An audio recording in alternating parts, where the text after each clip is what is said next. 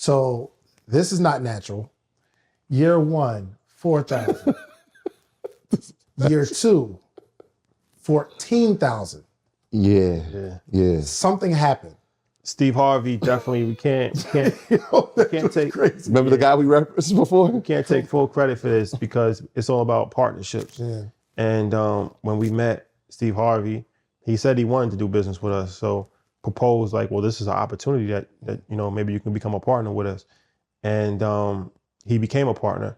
So he did a few very pivotal things. He came, right? Sure. So he's one of the biggest stars in the world. So putting his name on the bill was extremely helpful. He also got us Tyler Perry. Epic. Mm-hmm. Yeah. Now He don't come outside. that changes the word, right? So that changes things. And we went on his show, and I never forget the impact of that. And I never really listened to his morning show, so I didn't know how impactful his reach was. But it's the #1 syndicated morning show in America, and it's over. I think they have like between 6 to 10 million weekly listeners. So he put us on his show. He came on Market Mondays also, which was beneficial. But we went on his show, and after we went on his show, it just never it took off and it never came down. Yeah. No, serious. Like it's that level of impact because you got to remember there's an audience that he's talking to, right? Like we might not be listening, but my mom's listening to that every day. For sure. And he has a certain region of the country that if he does something, they're supporting it. And so the fact that he was not only our partner, but he was speaking at the event, it just added to it. Plus, it just, from another standpoint, it was like, who else does he have reach to? Yeah. And so like, that's how you get a Dan Cathy. And that's how Dave Shands has that epic conversation with Dan Cathy. You see what I'm saying? So it like all these people, like his network is a lot larger than ours. Yeah. But now that he's our partner, we have access to his network. Okay, you know let's back up a little bit because I don't know if it was, okay, we have 4,000 people at one, and now Steve is like, hey, I want to be your partner. Like, how did that come about? Well, when we met him, we did an interview with him, right? Which that became a classic conversation. How did you get that? So it's just, we were real close with the talent agent at Black Effect, Nicole Spence, shout out to her. And she's Jamaican, so we just had this thing. Like I'd call her once a week. We just talk, just regular things. Every now and then, she was like, "Yo, I have this person that's interested. They're on the press run. They want to do it." And she called me one day in the summer, and she was like, "Hey, I got this golf tournament I want you to go to, but I can't tell anybody at Black Effect yet." I'm like, "Who is it?" She was like, "Steve Harvey. I want you to go there, and I want you to do an interview with him, but you can't let anybody know yet." I'm like, whatever, Nicole, like whatever. She's like, "No, serious. I'm serious about this. We're getting closer to it. It's in Abu Dhabi." Right? And I'm like, yo, all right, whatever. We didn't go to that golf tournament. She calls me later. She's like, "Listen, why not?" Well, it didn't pan out. The schedules didn't pan out because his schedule was kind of crazy. Like he spends like 2 months out the year out there, and it didn't work. But she was like, "Look, next year you're definitely going, but I'm gonna put you in contact with his somebody from his team. His name is Tabiti Stevens." I'm like, "All right, cool." That was a dope interview. Spoke to Tabiti. He was like, "Listen, we love y'all." It's the first time I remember speaking to him. He's like, we love y'all. We love y'all. I'm from Atlanta. Everybody in Atlanta rocks with y'all. We know what y'all doing. SH is definitely doing the interview. My bad. I was supposed to set it up for y'all to come to Abu Dhabi. It just didn't work. Y'all coming next year for sure. But before that, we got to do this interview. I'm like, "I bet." This is like November. He's like, I'm like, all right. I'm like, "Yo, Shotty, they said we're going to interview Steve Harvey." He was like, "Yeah, all right, I'll see when it happens." I'm like, you didn't believe? No, I didn't believe. No, I thought that was when it happens, it happens. I always like to curb my enthusiasm. You know what I'm saying? Okay. So I'm like, this is November. I'm like, whatever. Top of the year, I revisited. They're like, "Yo, first quarter we getting this done. January is his birthday month. He travels the whole month of January. We can't do it. Hit me at the top of February." I'm like, "I bet." Hit him at the top of February. "Yo, we're good?" He's like, "Yeah." February 17th work? I still remember the date. I'm like, "That works. Let's do it." He was like, "All right, I'll send you all the information you need to know. Y'all need cameras and everything?" I'm like, "No, we good." He's like, 17th, make sure y'all come. Came 17th. He snapped on that interview too. And y'all asked all the right questions. Y'all dropped 40. It was nonstop, bro. It was nonstop. Like the setups and like the. I mean, you interview people, so it takes two to dance. You gotta have a dancing partner. Yeah. And a lot of times people you could be the greatest interviewer in the world, but if the person that you're interviewing isn't into it, it's not gonna translate well. So it's like, I think we did a great job of asking questions, but he did a tremendous, he was fully engaged. Yeah. He wanted to do it. He was, just everything about it, from telling jokes to being vulnerable to giving his life. Like it's humbling that you say that we did a great job, but we have to give him credit because it was like, it was masterful how he was answering the questions, how he was, going in and out of the topics, how he was ready. He had the bullet points. Even like the first question was like, your 5 pillars of success. And that took like 15 minutes because like he was literally went off every 5 pillar. Like it was so many viral moments in that episode, but he was in the right frame of mind and he was willing to share information that he never shared before, very vulnerable in a lot of different spaces. So he did a great job of relaying the information. You're gonna take these flowers, bro. Yeah, take these flowers. Nah, I'm gonna tell you. Sean Kemp is not Sean Kemp. Yeah, nah. Without Gary. Like without putting that's why I said because he did some good interviews before. It takes 2 to dance. It's not like that. You gotta have a dancing partner. Yeah. So we did our part, but he did his part as well. When we left that interview, and I'm sure you probably experienced it, sometimes you leave an interview and you're like, we got one. Like we looked at each other right after the interview and we were like, our lives are never gonna be the same. Really? Yeah, as soon as we walked out, we were dragging the equipment, we were like, yo, our life's never gonna be the same. What were you basing that off of? The information? Or? We had a conversation prior. So before the interview, we spoke for about maybe an hour and a half. And then we did the interview, which is almost like 2 hours. And then after the interview, we spoke for another 2 hours. And based on the conversations we were having in the room, it was like, yo, this is the one, but our lives are never gonna be the same, because he's like, yo, we're getting this done. I'm now gonna be your partner in this Invest Festival. Let's see how we can scale this thing. We need to have as many people there as possible. I want to have the most impact as possible. So we knew that our lives weren't going to be the same. But then when the episode came out, and him telling us, like after, a couple of weeks, a few months after, he was like, this was the most impactful interview that I've ever had in my career at 35 years. He don't tell anybody that. So the part, here's the interesting part, because what you said is right. Like, when he goes to do an interview, and he had his own talk show, but when he goes to do other people's interviews, it's the same thing. They want to know what he's promoting, how his family is doing, and can he tell a joke really quick. You never get to hear anything else about the business, right? He's building a business empire in front of our faces. Nobody's asking the questions. We see him on our television every night in syndication on Family Feud. Nobody's asking the questions. And so we were able to do that. Yeah, definitely. He was willing to dance with us, and he enjoyed having us there, which made it a lot easier. But it was like both sides. Like, we knew it was going to change our lives. For him, it was like, thank you for this opportunity. But I mean, we were gracious to have it. All right, give me your perspective from our lives will never be the same. No. So he didn't commit to InvestFest at that time. He just said that he wanted to work with us. We proposed the InvestFest idea to Beatty a little bit after that. But just when you go to his house, it's not a regular house. Okay? So it's an estate. Like they take your ID. You gotta sign a NDA. Really? Like there's security on the grounds. Like, it's like you're going somewhere. And that's the first. His home. Yeah. Take your ID. That was the first time that I ever went to a house like that. I personally never went to a house where I had to sign an NDA and there was a guard at the gate with a dog and all of that, and walkie-talkies and all that, and tennis courts and all of that type of stuff. So he really, that was an experience within itself just to actually go there. And like you said, the conversation that we had was almost 5 hours when you add up before the interview and the after. And obviously, he's a kingmaker. Like, he has a lot of influence.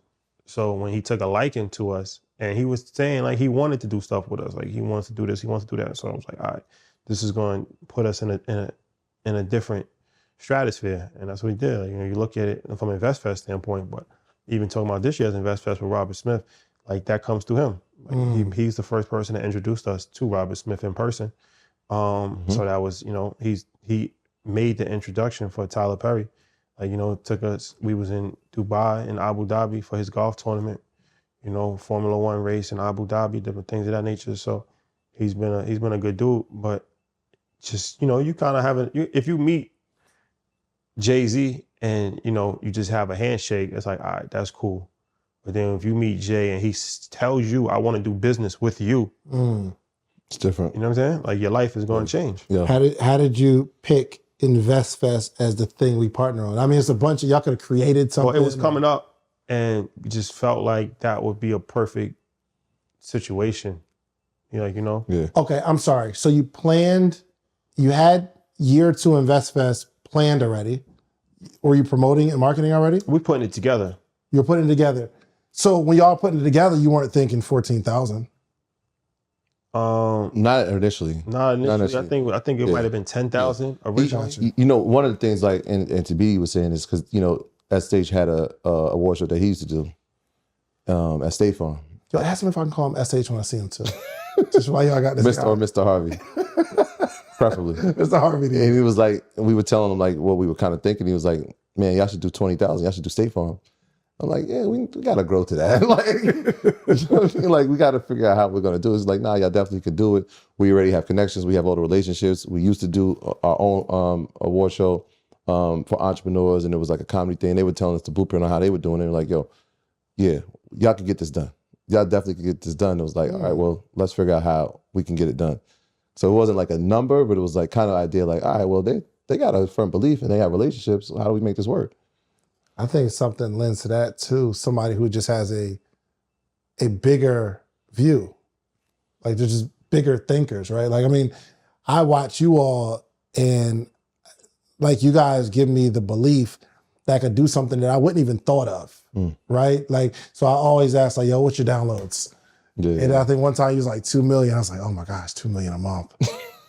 I think I can do it. You know what I mean? Like, and then like, as you start connecting with people who just have a bigger vision, you're like, oh, no doubt I can do that. So now I'm starting to understand this whole 2023, 20,000 number. It just makes sense at this point. See? It makes sense. Yeah, but then like even for that, like we've had those conversations. It was like, how many downloads? What are the analytics? But then I'm gonna show you how you get to that. That's the biggest difference. Because I could just tell you, we're doing 10 million. Wow, how's he doing that? Yeah. Not like, yo, here's how you do it. How many episodes you have? You got a back catalog? You know what I mean? Like we just have these conversations like, oh, when I look at it like that, that seems very attainable. Yeah. So like when they start breaking down like how you can get it done and who you can get and what corporate relationships you can have that can be involved and like, yo, my publicist works with that person and we can get it. It's like, oh yeah, we can reach that number. And I think, okay, we got Mr. Harvey on. I almost slipped. I almost said SH. We got Mr. Harvey on, but even still to get that many people, there's still some work to be done. So I want to know like all the work that goes into providing this experience for people. Well, it's a lot of work. And the key, I think, in any type of, especially when you work with somebody like that, you don't want to abuse it because it's like people is busy. So for us, it's like, all right, it's like riding a bike, right?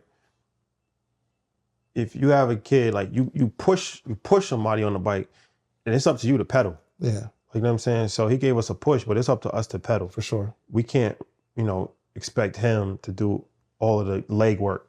So the leg work part of it is what all of us had to do, from Mike, myself, Troy, Matt, Abdullah, Ashley, our event planner, his wife, Danielle, everybody on our team. Burke making the flyers for us, North 13th and Create making the videos for us. But what does it Everybody. look like for you? You know you're gearing up for something massive, right? It's like a fight. Like you got to, it's like, all right, get in fight mode. Like a fighter, he trained for 6 weeks before he go into they in camp. So it's like, all right, lock down. So for us, like, doing press, that's a big part of it. Flying all over, doing different interviews, like having this conversation, like that's part of it. Doing Zoom calls. The good thing is that we have a lot of great relationships. I was gonna say. So booking the talent, here's the blueprint of how you do these type of events, right? So you have to find a venue, right? You find a venue and then you put the deposit down, you secure the venue, right?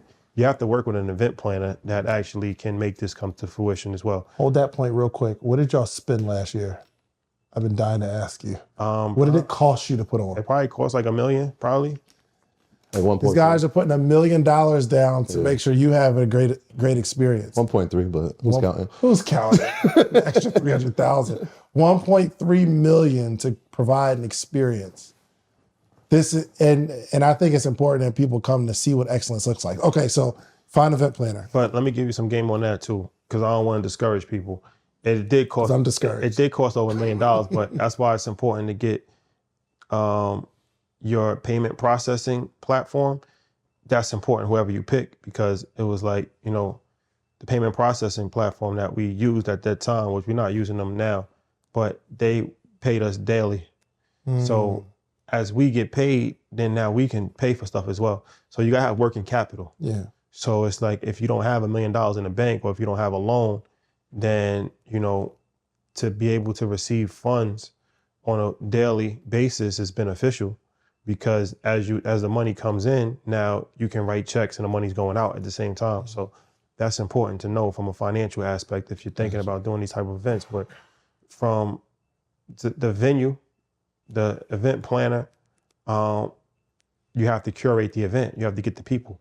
So that, like I said, luckily for us, we even now to this day, we don't go through like talent agencies, and it's not corporate. Like, this is personal people that we know. Even Diddy, I can tell that story if you're interested, but that's a personal relationship that we developed, and I hit him personally. I didn't go through, you know, UTA, and shout out to them, but we didn't go through those channels. Like, every single person, like, we got personal relationships. Yeah. And the people change every year as well. So people that was on last year is not on this year. People that's on the first year, like, so it's different people. So we constantly meet new people, and we constantly develop new relationships. So first it's like, okay. I'll say something really quick, because that's important. You know the best way to build a relationship? What's that? Interview them. Right? Because now you've given them a platform, their audience has seen it, and it's exposed them to a newer audience. Yeah. And so a lot of times, if you look at the people that's on the list, they've had some form of contact with the network. Either it was on our show, or they came on Market Mondays, or Rants of Gems, or they on High Level. At some point, they had a relationship with the network where they would be in an interview. And so now you have a relationship. Gotcha. And so now the ask is a lot easier, right? Because, yeah, we had this platform, and we shared you with the world, right? Your greatness. But, like, hey, are you interested in talking to the audience again? Yeah. It makes it an easier ask. That makes sense. Yeah. So you put together the blueprint of what you want. All right, we want a real estate panel. We want a stock panel. We want a keynote speaker. We want a panel on, you know, content creation. And then you just fill it in. Like, who do I know? Someone teaching on podcasting? For sure. That's a fact. See you guys this year. That is a fact. That is a fact. Dave Shams with the 3 feet. See you in August. So yeah. So you just fill in the pieces. It's like, okay, this person would be good for real estate. This person would be good for content creation. And like I said, fortunately for us, we know a lot of people. So it's just personal phone calls, text messages. And most people, like, people don't really say no to us for the most part. You know, they might have a scheduling conflict, or they might not be able to make it. But for the most part, that's the easy part. Hard part is like getting like the big names. Yeah. Like, you know, but that wasn't really difficult this year. We was able, fortunately, we was able to get some big names early and lock that in early. Music is the hard part. We can talk about that if you're interested.